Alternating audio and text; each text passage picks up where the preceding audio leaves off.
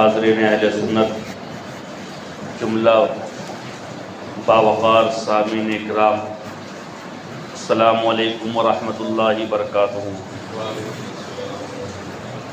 الحمدللہ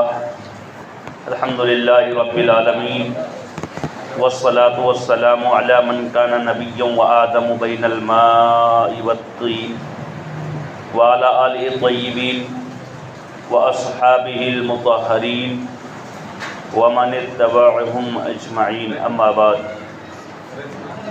فاعوذ باللہ من الشیطان الرجیم، بسم اللہ الرحمن الرحیم، وَأَقِيمُوا الصَّلَاةَ وَآتُوا الزَّكَاةَ وَارْكَعُوا مَعَ الرَّاكِعِينَ۔ صدق اللہ العظیم وصدق رسولہ امین المتین المکین الکریم، ونحن علی ذلک لمن الشاہدین والشاکرین، والحمد للہ رب العالمین۔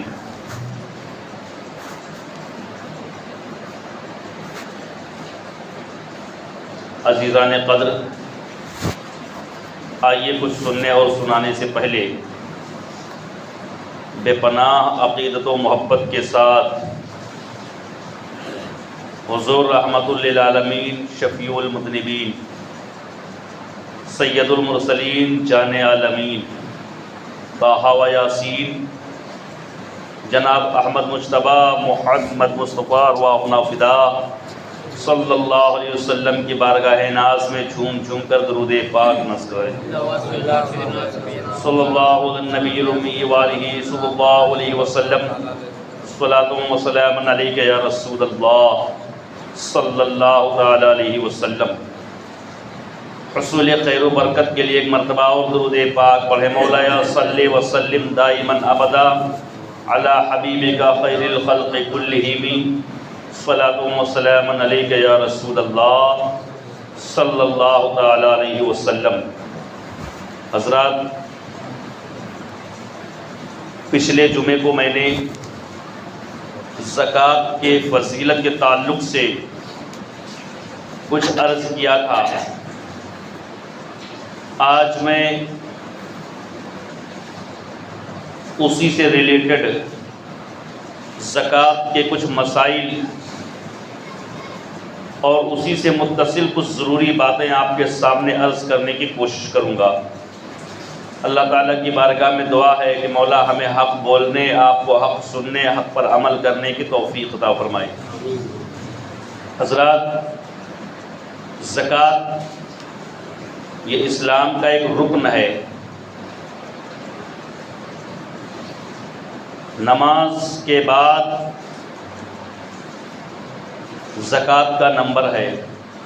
قرآن کریم کے اندر کئی مقامات پر اللہ تعالیٰ نے زکوٰۃ کو نماز کے ساتھ بیان فرمایا ہے۔ اس سے پتہ چلتا ہے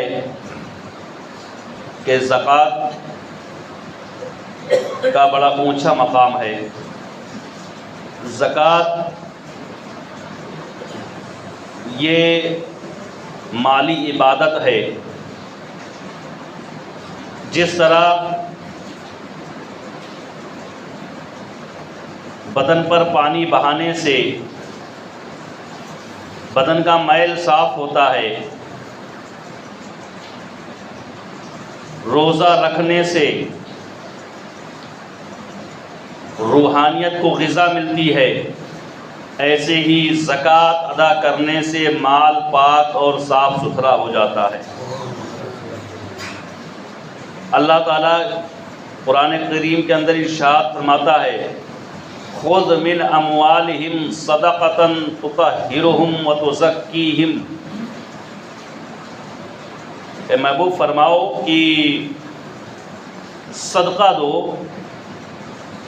کہ اس سے بہا اس کے ذریعے تمہارے مال پاک اور ستھرا ہوں گے۔ تطہرہم وتزکیہم، پاک بھی ہوں گے اور ستھرے بھی ہوں گے۔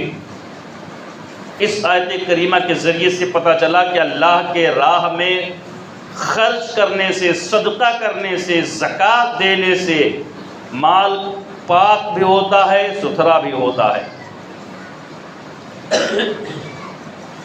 مال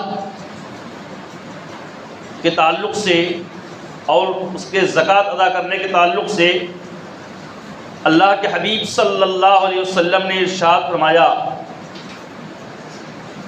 کہ مال اگر جمع کر کے رکھو تو ایک عرصے کے بعد وہ ہلاک ہونے لگتا ہے، لیکن اگر اس مال سے زکوٰۃ کو ادا کر دیا جائے تو اس مال کو اللہ اپنے ذمہ کرم پہ لے لیتا ہے، اللہ اس کے مال کی حفاظت فرماتا ہے۔ پتہ چلا کہ اگر مال کے اندر سے ہم نے زکوٰۃ ادا کر دیا تو یہ مال برباد نہیں ہو سکتا ہے، ہلاک نہیں ہو سکتا ہے۔ کیوں؟ اس لیے کہ اس کی حفاظت کی ذمہ داری خود رب العالمین نے لے رکھی ہے۔ تو اس لیے جو صاحب ثروت ہیں ان پر فرض ہے کہ وہ اپنے مال کی زکوٰۃ ادا کریں۔ اسی سے تعلق رکھتے ہوئے کئی باتیں میں آپ کے سامنے عرض کروں گا، لیکن تھوڑے سے مسائل آپ کے سامنے پیش کر دوں۔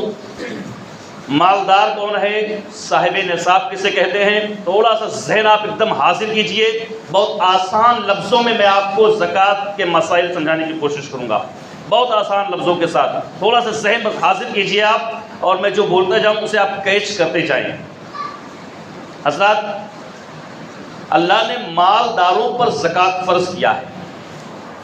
جس طرح نماز فرض ہے کہ نماز اگر نہیں پڑھیں گے تو گناہ گار ہوں گے، اسی طرح مالداروں پر زکوٰۃ فرض ہے کہ اگر مالدار ہے انسان اور اس میں سے زکوٰۃ نہیں نکالتا ہے تو وہ گناہ گار ہوگا۔ ایسا نہیں ہے کہ اگر زکوٰۃ نکالو گے تو صرف ثواب ملے گا، نہیں نکالو گے تو کوئی حرج نہیں۔ اگر مالدار ہیں آپ اور اس سے زکوٰۃ نہیں نکالتے ہیں تو آپ گناہ گار بھی ہوں گے۔ اب مالدار کو شرع کی اصطلاح میں صاحب نصاب کہتے ہیں۔ کیا کہتے ہیں؟ صاحب نصاب۔ لہذا جب میں صاحب نصاب کا لفظ بولوں گا اس سے آپ مالدار ہی سمجھیں گے۔ اگر ایک شخص کے پاس 7.5 تولہ سونا ہے، صرف سونے کی بات کر رہا ہوں، صرف سونا ہے، وہ چاہے مرد ہو یا عورت، کوئی بھی ہو، آپ بالکل ذہن حاضر رکھیں، مرد ہو یا عورت، کسی کے پاس بھی اگر 7.5 تولہ صرف سونا ہے، صرف سونا، یہ بات یاد رکھیں آپ، 7.5 تولہ ہے تو اس میں سے زکوٰۃ 2.5% دینا فرض ہے۔ کتنا پرسنٹ؟ 2.5% زکوٰۃ دینا فرض ہے۔ اگر 7.5 تولہ سونا ہے تو پیسے کی بات نہیں ہو رہی، چاندی کی بات نہیں ہو رہی ہے، مالی تجارت کی بات نہیں ہو رہی ہے، صرف سونے کی بات۔ اگر صرف سونا ہے، باقی دوسری اور کوئی مالی تجارت یا سونا چاندی وغیرہ پیسہ وغیرہ نہیں ہے، تو اگر 7.5 تولہ سونا سے کچھ کم ہے، 6 تولہ ہے، 5 تولہ ہے، تو اس پر زکوٰۃ فرض نہیں ہے۔ یہ مسئلہ آپ سمجھ گئے؟ اب دوسرا مسئلہ، ایسا شخص جس کے پاس یا ایسی عورت جس کے پاس کچھ سونا بھی ہے اور کچھ چاندی بھی ہے، مسئلہ یاد رکھیں، کچھ سونا بھی ہے، کچھ چاندی بھی ہے، یا کچھ سونا بھی ہے، کچھ پیسہ بھی ہے، یا کچھ سونا بھی ہے، یا کچھ مال تجارت بھی ہے، کوئی بھی ایسی چیز سونے کے ساتھ کوئی چیز ملی ہوئی ہو، تو اب اسے سونے کا حساب نہیں کرنا ہے بلکہ اس کو چاندی کا حساب کرتے ہوئے، چاندی کے حساب سے جس کی مقدار 52.5 تولہ چاندی ہے، 52.5 تولہ چاندی کے مقدار کے برابر اگر اس کی مالیت پہنچ رہی ہے تو اس پر زکوٰۃ فرض ہوگی۔ بات سمجھ میں آ رہی ہے نا؟ یہ چاندی کا مسئلہ ہو گیا کہ ہاں سونا بھی ہے، چاندی بھی ہے، سب اس میں ملا ہوا ہے، کئی چیزیں ہیں، تو اس کے لیے حکم ہے کہ وہ چاندی کے حساب سے زکوٰۃ نکالے۔ لیکن صرف سونا ہے تو 7.5 تولے کی مقدار ہے، اس سے کم پر زکوٰۃ فرض نہیں ہوگی۔ تو اگر چاندی یا پیسہ یا صرف نقد پیسہ ہی ہے اور کچھ نہیں ہے، پیسہ ہی ہے، تو اس میں بھی آپ کو چاندی کے حساب سے ہی زکوٰۃ ادا کرنا ہے 2.5%۔ مثال کے طور پہ آج کے دور میں مارکیٹ ریٹ جو بھی ہو چاندی کا، اس حساب سے 52.5 تولہ چاندی تقریباً وہی 40-45 ہزار کے قریب آ رہا ہے۔ جو بھی ہو مارکیٹ کا ریٹ آپ کو دیکھنا ہے۔ تو اگر مارکیٹ میں 45 ہزار میں 52.5 تولہ چاندی مل سکتا ہے تو آپ کو یہ حساب لگانا ہے کہ اگر 45 ہزار میں 52.5 تولہ چاندی مل سکتا ہے، اب 45 ہزار میرے پاس مکمل ہے یا نہیں ہے، یا چاندی کو بھی ملا لے ہم اور مال تجارت کو بھی ملا لے تو 45 ہزار کی مالیت ہم پر پوری ہو رہی ہے یا نہیں ہو رہی ہے۔ اگر پوری ہو رہی ہے تو اس میں سے 2.5% زکوٰۃ فرض ہے۔ 2.5% یعنی 100 روپے میں 2.5 روپے، 1000 میں 25 روپے، 10,000 میں 250 روپے، اسی طریقے سے زکوٰۃ بڑھتی چلی جائے گی۔ اب کسی کے پاس 70,000 روپے ہیں، لیکن 70,000 میں سے 35,000 روپے وہ قرض ہے۔ 70,000 ہے لیکن دوسرے کو 35,000 روپے دینا بھی ہے، تو اس پر زکوٰۃ فرض نہیں ہے۔ ہاں آپ کے پاس 30,000 روپے ہے، آپ کے پاس صرف 30,000 ہے اور 50,000 روپے دوسروں کو قرضہ آپ نے دے رکھا ہے۔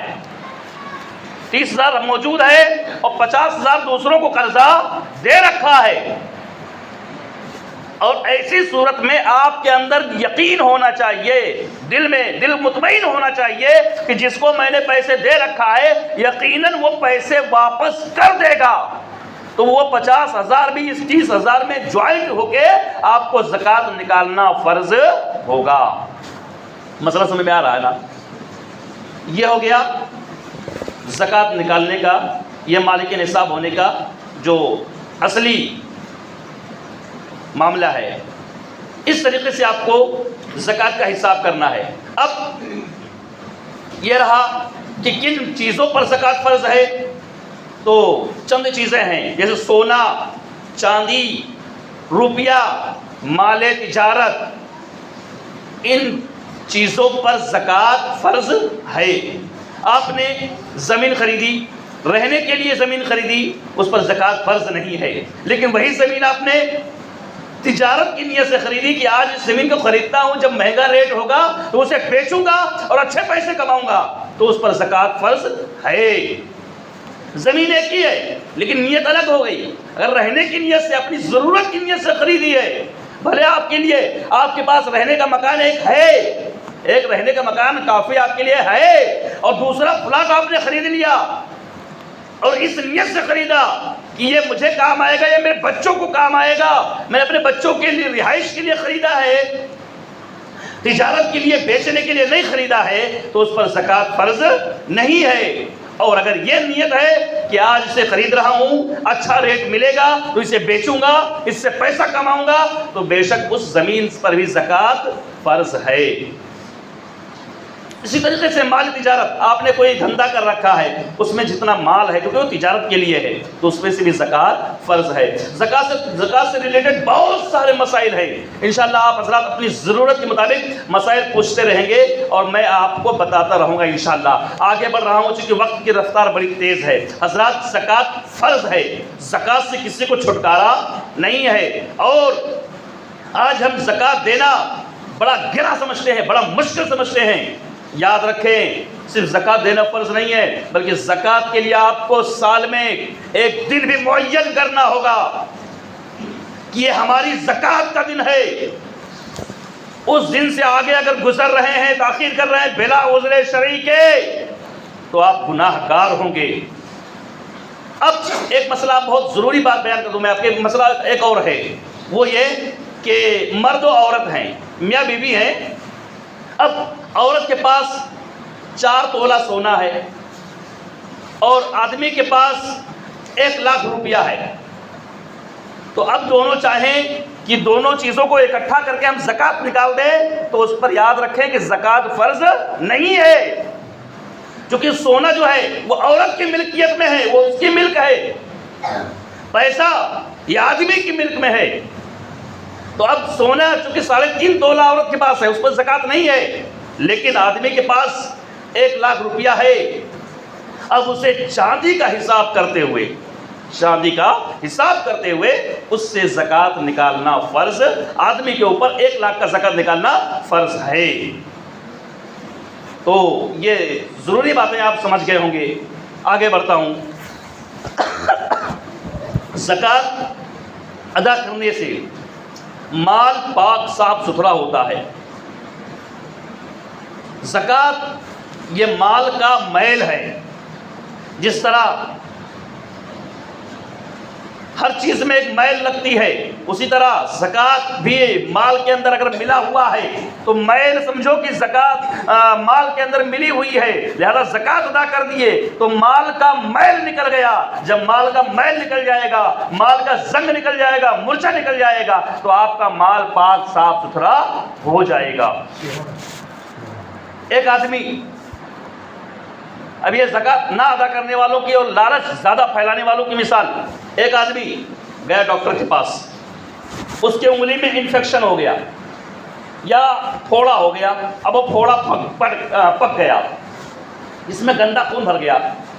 اب ڈاکٹر نے کہا کہ جناب آپ کے انگلی میں جو پھنسی ہے نا وہ پک چکی ہے، اس میں گندا خون بھر چکا ہے، لہذا آپ کی انگلی چیرنی پڑے گی. چیر کر کے وہ گندا خون جو 2-2.5 قطرہ ہے نا اسے نکال دیں گے تو آپ کے سارے خون صحیح ہو جائیں گے اور آپ کی انگلی اچھی ہو جائے گی. مثال ایک دم آسان سمجھا رہا ہوں آپ کو. یہ ڈاکٹر کی مثال. ڈاکٹر نے کہا کہ آپ کے انگلی سے کو چیر کے ذرا سا بلیڈ مار کے گندا خون نکال دیں گے جو 2.5 قطرہ ہے تو آپ کی انگلی صحیح ہو جائے گی، باقی آپ کا باقی کا خون خراب نہیں ہوگا. اب آپ نے کہا ڈاکٹر صاحب میں آپ سے علاج کروانے آیا تھا، کوئی خون نکلوانے نہیں آیا تھا. انگلی میری ہے، خون میرا ہے، میں نہیں نکلواؤں گا، میں خون نہیں نکلواؤں گا. ڈاکٹر نے کہا بھائی جا بھائی، میرے کیا پڑی ہے، مت نکلواؤ. اب چلا آیا. 1 مہینے کے بعد پھر ڈاکٹر کے وہاں پہنچا. ڈاکٹر صاحب یہ دیکھو میری انگلی اچھی نہیں ہوئی اور یہ پھنسی کے ذریعے سے میری پوری انگلی میں انفیکشن ہو گیا ہے. ڈاکٹر نے دیکھا، بولا جناب اب تو پوری انگلی تمہاری کاٹنی پڑے گی. اللہ اکبر، پوری انگلی کاٹنی پڑے گی تبھی آپ کی باڈی بچے گی. آپ نے کہا ڈاکٹر صاحب انگلی میری ہے، خون میرا ہے، نہیں کٹواؤں گا. ڈاکٹر نے کہا جا بھائی نہ کٹاؤ. چلے آئے. پھر 1 مہینے کے بعد گئے. اب انفیکشن بڑھ رہا ہے، انفیکشن گندا خون پورے بدن میں پھیل رہا ہے، باڈی میں پھیل رہا ہے. 1 مہینے کے بعد گئے. اب وہ گندا خون پورے ہاتھ میں پہنچ چکا ہے. ڈاکٹر نے دیکھا، بولا جناب اب تو پورا ہاتھ کاٹنا پڑے گا ورنہ آپ ہلاک ہو جائیں گے، برباد ہو جائیں گے. آپ نے کہا ڈاکٹر صاحب ہاتھ میرا، خون میرا، نہیں کراؤں گا. کہا مت کٹواؤ، میری کیا پڑی ہے. کچھ دنوں کے بعد پتہ چلا کہ اس آدمی کے پورے جسم میں انفیکشن پیدا ہو گیا اور وہ دنیا سے چل بسا. کچھ سمجھ میں آیا؟ یہی مثال زکوٰۃ کی ہے. جو 2-2.5% زکوٰۃ کا مال ہے، اگر نکال دو گے تو آپ کا پورا مال برباد ہونے سے بچ جائے گا، اور اگر نہیں نکالو گے تو آپ کے مال میں زکوٰۃ کا مال ملا رہنے سے میل بڑھتا جائے گا یہاں تک کہ آپ کا مال تباہ و برباد ہو جائے گا. اس لیے زکوٰۃ نکالنا چاہیے. زکوٰۃ نکالنے سے فرض بھی ادا ہوگا، قرض بھی ادا ہوگا، اللہ کی رضا بھی حاصل ہوگی اور مال کی حفاظت بھی ہو جائے گی. اور جس مال کی حفاظت ابھی تم کر رہے تھے، زکوٰۃ ادا کر دو گے تو تمہارے مال کی حفاظت اللہ فرمائے گا. یہ زکوٰۃ کے فائدے ہیں. ایک واقعہ بڑا پیارا یاد آیا مجھے، حالانکہ واقعہ وغیرہ نہیں سناتا ہوں لیکن کچھ مثال کے لیے ضروری بھی ہے. اور واقعہ بھی حدیث پاک کے اندر ہے. اللہ کے رسول صلی اللہ علیہ وسلم صحابہ کے درمیان زکوٰۃ کے فضائل بیان فرما رہے تھے. حضور پاک صلی اللہ علیہ وسلم نے ارشاد فرمایا کہ جب بندہ زکوٰۃ ادا کر دیتا ہے تو اللہ اس کے مال کی حفاظت فرماتا ہے، اللہ اس کے مال کی حفاظت فرماتا ہے۔ اب پڑوس میں ہی ایک یہودی رہتا تھا، حضور کی ان باتوں کو اس نے سن لیا، تو چونکہ یہودی جو ہوتے ہیں نا وہ شروع دن سے اسلام کے سب سے بڑے کٹر دشمن ہیں، مسلمانوں کے دشمن ہیں۔ یہودیوں نے سن لیا تو ان دنوں یہودی کے کچھ مال تجارت کے لیے بیرون ملک میں گئے ہوئے تھے، کسی دوسرے شہر میں گئے ہوئے تھے، اور یہودی کو معلوم تھا کہ یہ مال بک کر جب واپس آئے گا تو راستے میں اسے ڈاکو اور چور اچکے اسے لوٹ لیں گے، یہ اسے معلوم تھا۔ ان دنوں چوری عام تھی، ڈکیتی عام تھی، اس کو ایک دم یقین تھا کہ میرا مال لوٹنے سے کوئی بچا نہیں سکتا۔ تو اس نے سوچا ایک کام کرتا ہوں، محمد صلی اللہ علیہ وسلم نے جب یہ کہا ہے کہ مال کا زکوٰۃ نکالنے سے مال کی اللہ حفاظت فرماتا ہے، تو اللہ ایک کام کروں، میں مال کا حساب کر کے میں زکوٰۃ نکال دوں، اور اگر میرا مال لٹ جائے گا تو جا کے میں محمد صلی اللہ علیہ وسلم سے تو لے ہی لوں گا، بس میں آ رہی ہے نا، اور اگر نہیں بھی دیں گے تو تلوار کی زور سے لے لوں گا۔ ہاں صلی اللہ رب العالمین آیا گھر پہ اور حساب لگانے لگا، اور حساب لگا کر کے زکوٰۃ نکال کے مستحقین کو دینے لگا۔ حالانکہ تھا یہودی، کون تھا؟ یہودی تھا، مسلمان نہیں تھا۔ حساب لگا کر کے مال کا اور زکوٰۃ دینے لگا۔ لوگوں نے کہا کیا تو مسلمان ہو گیا؟ کہا نہیں۔ کہا پھر کیا بات ہے، زکوٰۃ کیوں نکال رہا ہے؟ کہا محمد صلی اللہ علیہ وسلم نے کہا ہے کہ زکوٰۃ نکالو گے تو اللہ مال کی حفاظت کرے گا، میرا مال باہر گیا ہوا ہے، اگر میرا مال واپس نہیں آیا اور مجھے معلوم ہے کہ مال میرا لٹ جائے گا، اور اگر نہیں آیا تو میں محمد صلی اللہ علیہ وسلم سے مال اپنا واپس تو لے ہی لوں گا، کہ تم نے وعدہ کیا تھا کہ تمہارا اللہ حفاظت کرے گا، اور اگر میرا مال واپس نہیں کریں گے تو میں تلوار کی زور سے لے لوں گا۔ اللہ اکبر۔ مال کا زکوٰۃ اس نے دے دیا۔ کئی دن گزر گئے، کئی دن گزرنے کے بعد خبر آئی کہ اس کا مال، جو مال تجارت واپس آ رہا تھا، راستے میں اسے ڈاکوؤں نے لوٹ لیا۔ اللہ، ڈاکوؤں نے اسے لوٹ لیا۔ اب وہ غصے میں لال پیلا، ننگی تلوار لی اور چلا رحمت للعالمین کی بارگاہ میں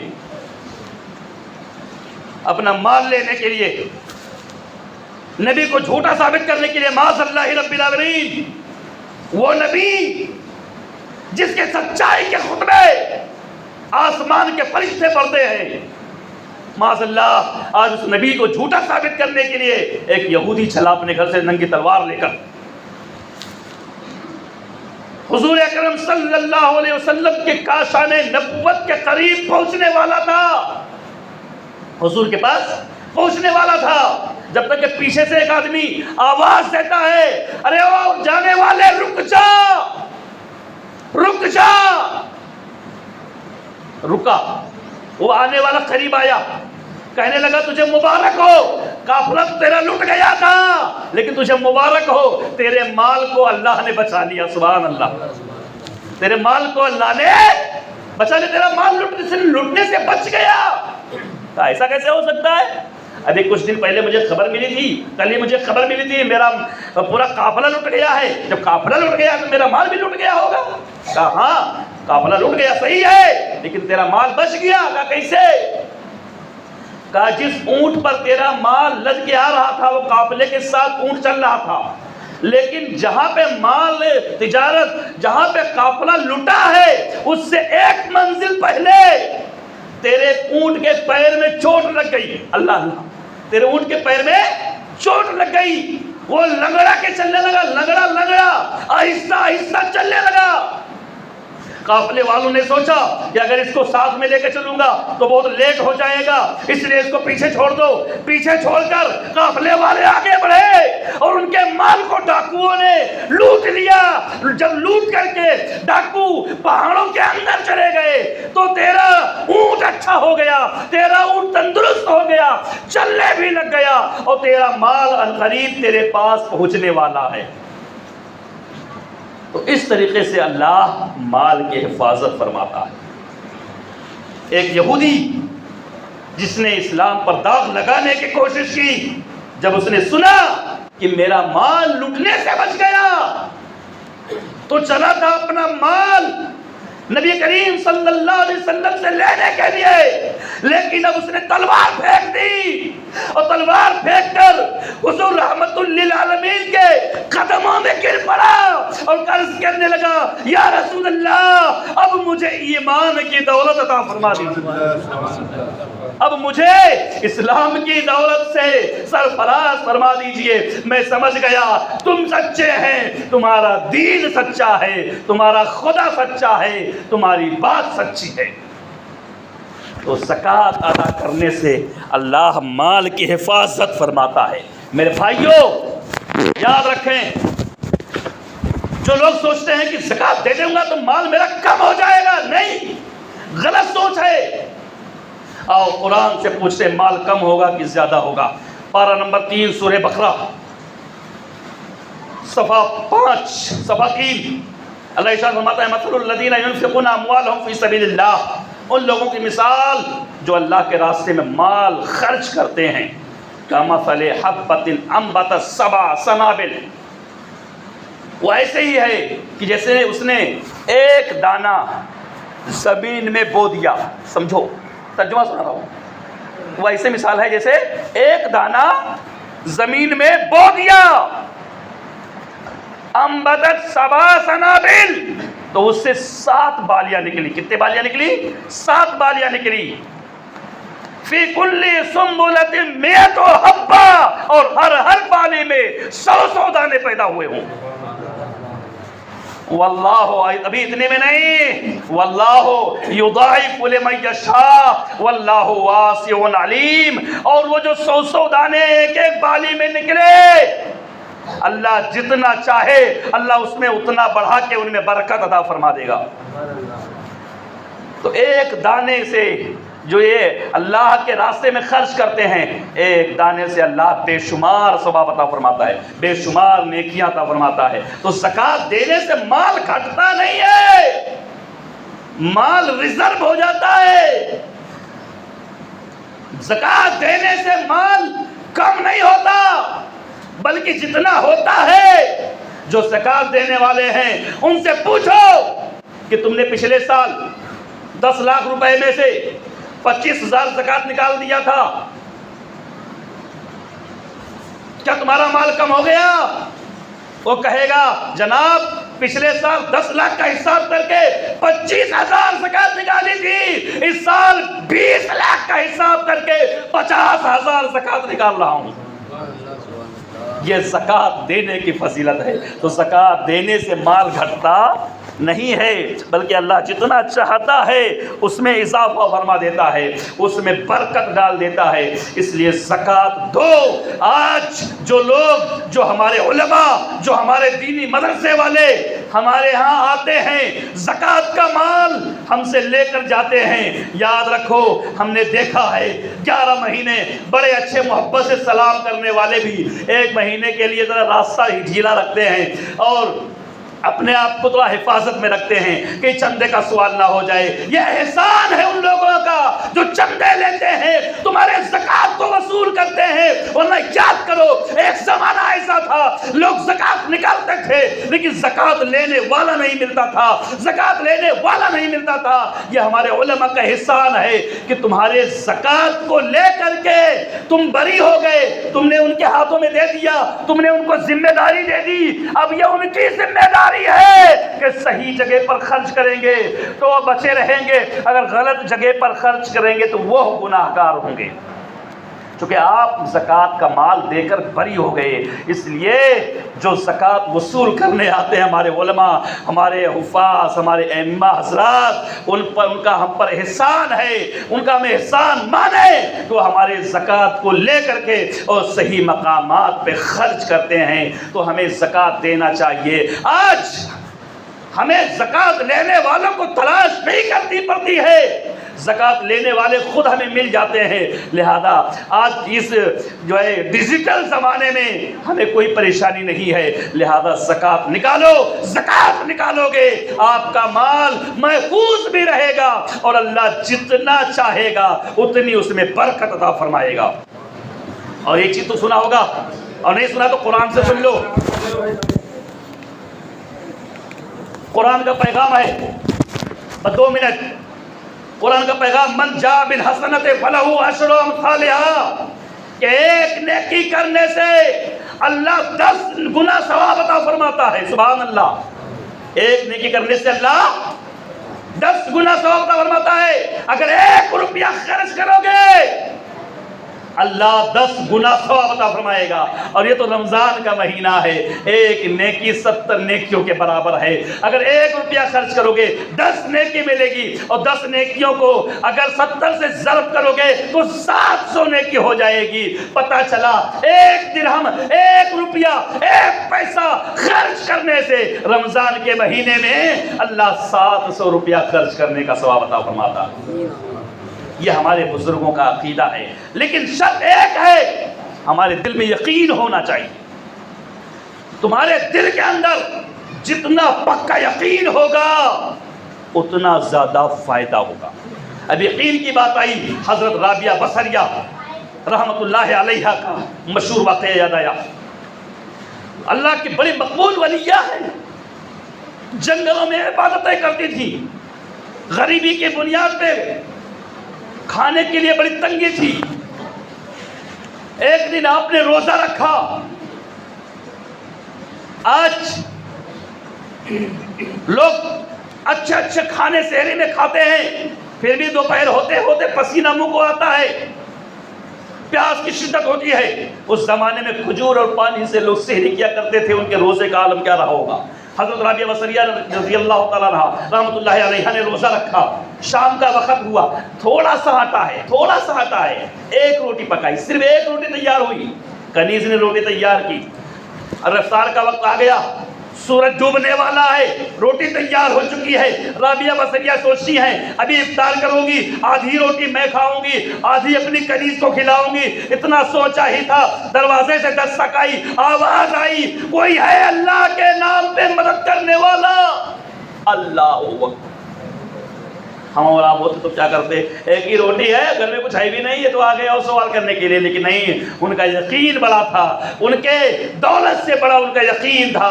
اللہ اکبر۔ حضرت رابعہ نے فرمایا کنیز یہ روٹی اٹھاؤ اور فقیر کو دے کے آ جاؤ۔ فقیر کو دے دیا۔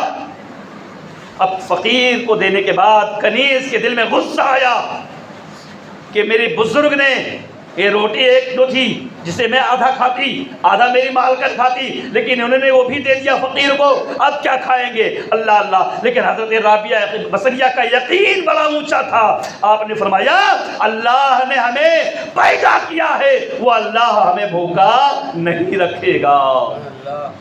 اللہ اللہ۔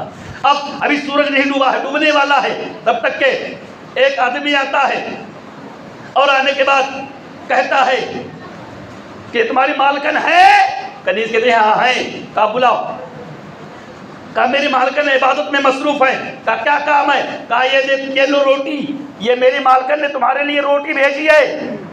حضرت رابعہ بصریہ نے سنا کہ روٹی آئی ہے، ہمارے آپ کے جیسے لوگ ہوتے تو کہتے لاؤ بھائی کتنی اچھی بات ہے، روٹی دی، روٹی مل گئی، لیکن نہیں، رابعہ بصریہ کا یقین دیکھو۔ کہا اچھا بتاؤ روٹی کتنی ہے؟ لے مجھے کتنی روٹی ہے؟ جب گنا گیا تو پتا چلا کہ 8 روٹیاں۔ کتنی روٹیاں ہیں؟ 8 روٹیاں ہیں۔ رابعہ بصریہ نے فرمایا یہ میری روٹی نہیں ہے، میری روٹی نہیں ہے۔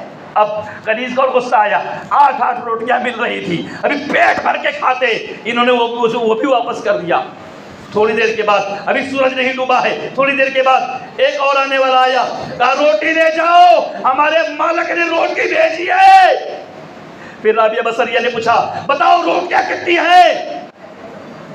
آنے والے نے گن کے بتایا، کہا 10 روٹیاں ہیں، 10 روٹیاں ہیں، کہا ہاں یہ ہماری روٹی ہے۔ اب کنیز نے پوچھا اور روٹی لے لی، کنیز نے پوچھا حضور آپ نے وہ 8 روٹی واپس کر دی، 10 روٹی لے لی، کہا ہاں مجھے یقین تھا، مجھے اللہ پہ بھروسہ تھا، 1 روٹی میں نے اللہ کے نام پہ صدقہ کیا تھا، میرا یقین تھا کہ اللہ مجھے 10 روٹیاں عطا فرمائے گا، اور اللہ نے 10 روٹیاں عطا فرمائی۔ تو پہلے کے بزرگوں کا یقین بڑا اونچا تھا، بھروسہ بڑا اونچا تھا۔ آج ہمارے بھروسے بڑے کمزور ہو گئے ہیں، ہم 2 روپیہ خرچ کریں گے، 10 روپیہ خرچ کریں گے، سوچیں گے ہمارا مال کم ہو جائے گا۔ پیارے اپنا سوچ بدلاؤ، مال کم نہیں ہوگا۔